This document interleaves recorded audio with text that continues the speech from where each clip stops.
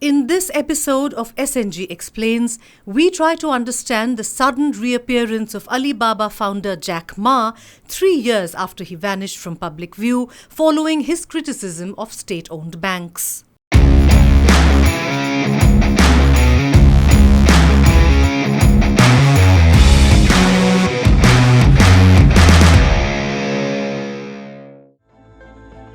It would appear that Jack Ma has been rehabilitated by the state after being suitably punished as a lesson to other fintech high flyers.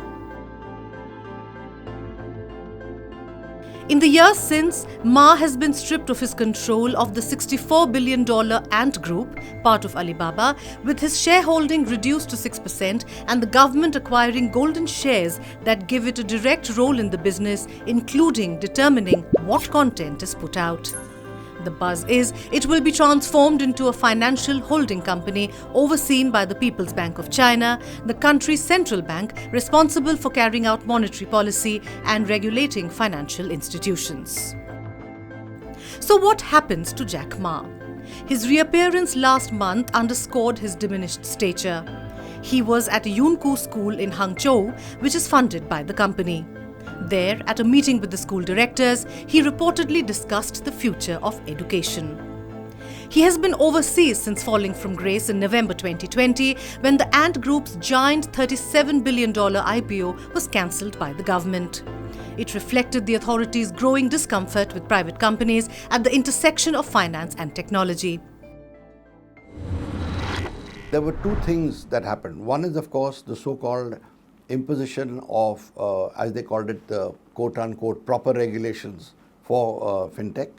And you saw a whole lot of companies going down under.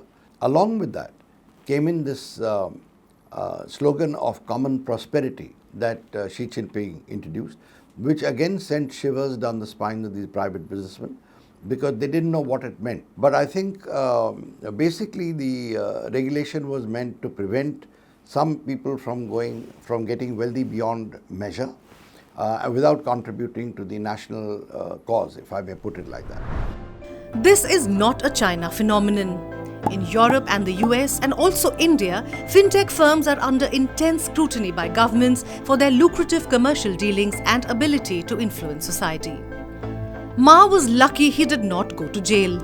In September 2020, wealthy property developer Ran Zhiqiang was sentenced to 18 years in prison after criticizing Xi Jinping's handling of the coronavirus.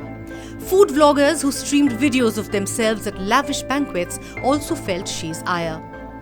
The lesson was clear. Respect the Communist Party and its leaders. Do not get ahead of yourself. Play by the rules of the political game. In that is survival. Jack Ma has survived.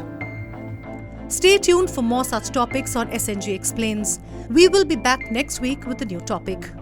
Till then, keep liking, sharing, subscribing, and of course watching StratNewsGlobal.